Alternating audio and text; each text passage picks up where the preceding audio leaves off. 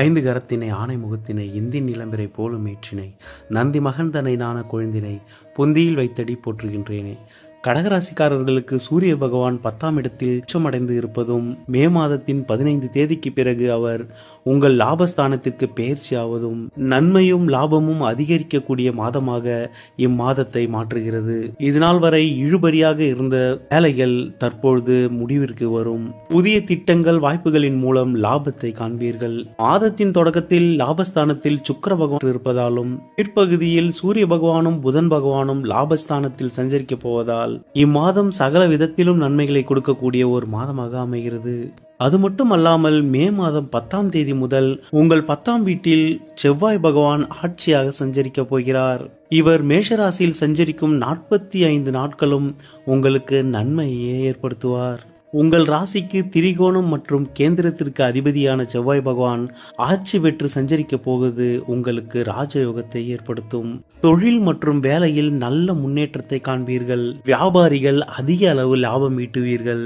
அரசு பணி மற்றும் தனியார் துறையில் வேலை பார்ப்பவர்களுக்கு ஊதிய உயர்வோ அல்லது வெகுமதியோ இன்சென்டிவ் போன்று ஏதோ ஒரு வகையில் லாபத்தை இம்மாதத்தில் காண்பீர்கள். அரசு வழியில் ஆதாயம் ஏற்படும்.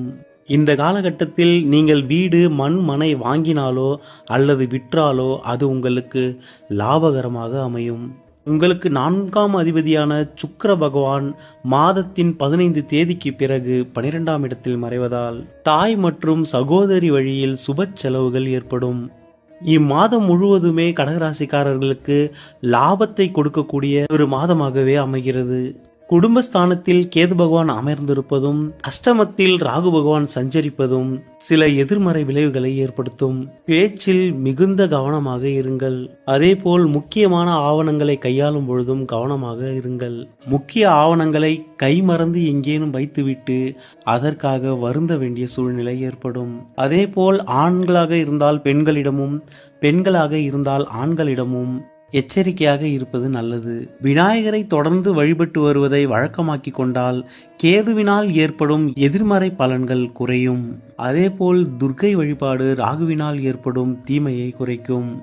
மாத கிரகங்கள் அனைத்தும் உங்களுக்கு நன்மை செய்யும் இடங்களிலேயே இம்மாதம் முழுவதும் சஞ்சரிக்கப் போகின்றன. எனவே இம்மாதம் சந்தோஷமும் உற்சாகமும் நிம்மதியும் அதிகரிக்கும் மாதமாகவே உங்களுக்கு அமைகிறது. கடகராசி நேயர்களே, இறைவனின் துணை என்றும் உங்களுக்கு இருக்கட்டும். நன்றி. மே மாதம் தொடங்கும் பொழுது சிம்மராசிக்காரர்களுக்கு பாக்கியஸ்தானம் பலம் பெற்றுள்ளது.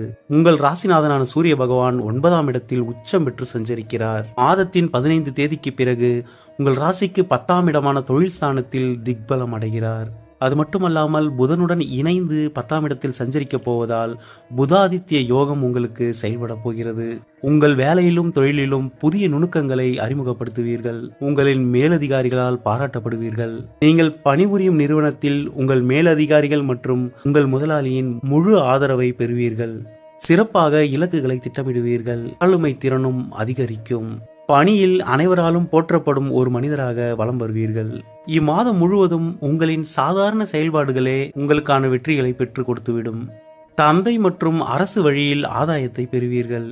மே மாதம் 15 தேதிக்கு பிறகு சுக்கிர பகவான் உங்கள் லாபஸ்தானத்தில் சஞ்சரிக்க போகிறார். இதனால் மனைவி மற்றும் இளைய சகோதர வர்க்கத்தின் மூலம் ஆதரவு பெறுவீர்கள். உங்கள் ராசிக்கு 8ஆம் இடத்தில் சனி பகவானும் செவ்வாய் பகவானும் சஞ்சரித்து வருவதால் கடந்த மாதங்களில் பணியிலும் பொது இடங்களிலும் கடினமான அழுத்தங்களுக்கு ஆளாகி இருப்பீர்கள்.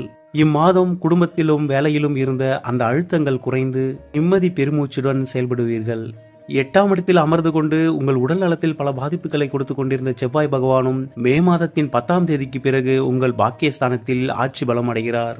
பாக்கியஸ்தானம் பலம் பெறும் பொழுது அனைத்து ஐஸ்வர்யங்களும் உங்களை வந்தடையும். இன்ப சுற்றுலா சென்று வருவீர்கள். சுப நிகழ்ச்சிகளில் கலந்து கொள்வீர்கள். குடும்பத்திலும் சுப நிகழ்ச்சிகள் நடைபெறும். தெய்வ தரிசனங்கள் கிடைக்கும். புண்ணிய காரியங்களில் ஈடுபடுவீர்கள். இனிமையான நிகழ்வுகள் அதிகம் நடக்கும் ஒரு நல்ல மாதமாகவே இம்மே மாதம் சிம்மராசிக்காரர்களுக்கு அமையும். ஜென்மத்தில் அமர்ந்திருக்கும் கேது பகவானாலும் 7ஆம் இடத்தில் அமர்ந்திருக்கும் ராகு பகவானாலும் பிரச்சனைகளும் பண தட்டுப்பாடுகளும் இருந்தாலும் அதை சமாளிக்கும் சக்தியை செவ்வாய் பகவானும் சூரிய பகவானும் இம்மாதத்தில் ஏற்படுத்தி கொடுப்பார்கள். சுக்கிர பகவான் லாபஸ்தானத்தில் சஞ்சரிக்க போவதால் உங்கள் கையில் இந்த மாதம் பணப்புழக்கம் அதிகரிக்கும். வியாபாரத்தில் நல்ல லாபத்தை அடைவீர்கள். பணியாளர்களுக்கு ஏதேனும் ஒரு வகையில் ஊதிய உயர்வோ அல்லது ஊக்கத்தொகையோ பெற்று மகிழ்ச்சி அடைவீர்கள்.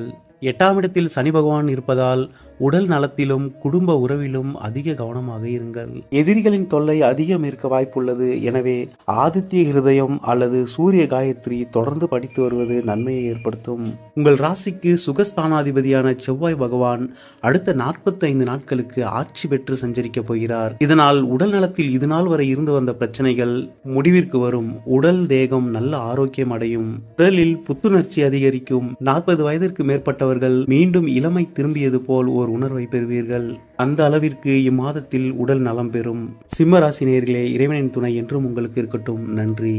மே மாதம் தொடக்கத்திலேயே கன்னிராசிக்காரர்களுக்கு அஷ்டமஸ்தானம் எனும் 8ஆம் இடத்தில் சூரிய பகவானும் புத பகவானும் சஞ்சரிக்கின்றனர்.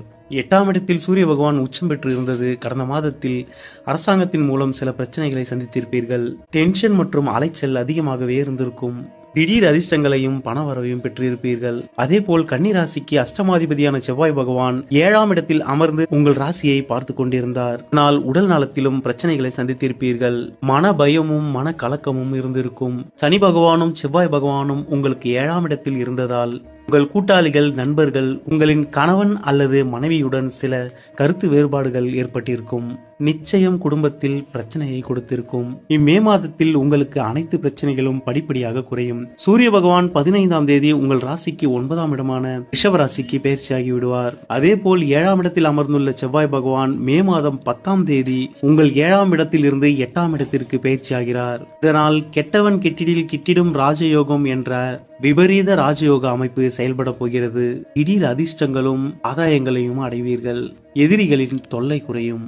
இருந்தாலும் கண்டக சனி உங்களுக்கு நடந்து கொண்டிருப்பதால் கணவன் மனைவிக்கிடையே கருத்து வேறுபாடுகளும் நண்பர்கள் கூட்டாளிகளுக்கிடையே விரோதங்களும் அதிகரிக்கும். எனவே சனி பகவானுக்கு முறையான பரிகாரங்களை மேற்கொண்டு வாருங்கள். சுக்கிர பகவான் மிதுன ராசியிலும் உங்கள் ராசி அதிபதி புதன் பகவான் ரிஷப ராசியிலும் சஞ்சரிக்கப் போகின்றனர். இதனால் பரிவர்த்தனை யோகம் ஏற்படுகிறது. உங்கள் ராசிநாதன் ஆட்சி பலத்துடன் செயல்பட போகிறார். இதனால் மே மாதம் உங்களுக்கு ஒரு சிறப்பான மாதமாக அமைய போகிறது. இம்மாதத்தில் வீடு, நிலம் போன்ற விஷயங்களில் முதலீடு செய்யாமல் இருப்பது நல்லது. பணவரவு சுமூகமாக இருக்கும். ஆடை ஆபரண சேர்க்கை உண்டாகும். வேலை தொழில் நல்ல முறையில் நடைபெறும். படிக்கும் மாணவர்களுக்கு சாதகமான முடிவுகளும் எதிர்கால கல்விக்கான தெளிவான திட்டமிடலும் ஆலோசனையும் கிடைக்கும். கன்னிராசிக்காரர்களுக்கு மிகப்பெரிய நன்மையாக இதுநாள் வரை 10ஆம் இடத்தில் இருந்து உங்கள் பதவியிலும் தொழிலிலும் பிரச்சனைகளை கொடுத்து கொண்டிருந்த குரு பகவான் இம்மாதத்தின் 25ஆம் தேதி உங்கள் 10ஆம் இடத்திலிருந்து 11ஆம் இடமான கடக ராசியில் உச்சம் அடைய போகிறார். உச்சம் பெறும் குரு பகவானால் நீங்கள் ஆதாயத்தையும் லாபத்தையும் அடைய போகிறீர்கள். திருமணம் ஆகாத கன்னிராசிக்காரர்களுக்கு திருமணம் நடைபெறப் போகிறது. குழந்தை பாக்கியமும் புத்திர பேரும் கிடைக்கப் போகிறது. அது மட்டுமல்லாமல் கண்டக சனியாக செயல்பட்டு கொண்டிருக்கும் சனி பகவானை குரு பகவான் பார்வை செய்ய போவதால் இனிமேல் உங்களுக்கும் உங்கள் கணவன் அல்லது மனைவிக்கும் இடையே இருந்த பிரச்சனைகள் தீர்ந்து சுமூகமான முடிவு ஏற்படும். நண்பர்களும் கூட்டாளிகளும் உங்களுக்கு ஆதரவு கரம் நீட்டுவார்கள். சனி பகவானால் ஏற்பட்ட எதிர்மறை விளைவுகள் குறையும். கன்னிராசிக்காரர்களின் வாழ்க்கையில் மாற்றத்தை ஏற்படுத்தக்கூடிய ஒரு குரு பயிற்சியாக இக்குரு பயிற்சி அமைகிறது. மே மாதம் 15 தேதிக்கு பிறகு கன்னிராசிக்காரர்களுக்கு நன்மை அளிக்கக்கூடிய ஒரு மாதமாக இம்மாதம் அமைகிறது. பரிகாரமாக சனிக்கிழமைகளில் சனி பகவானுக்கு நல்லெண்ணெய் தீபம் ஏற்றி வழிபட்டு வாருங்கள். கன்னிராசிக்காரர்களே, இறைவனின் துணை என்றும் உங்களுக்கு இருக்கட்டும். நன்றி.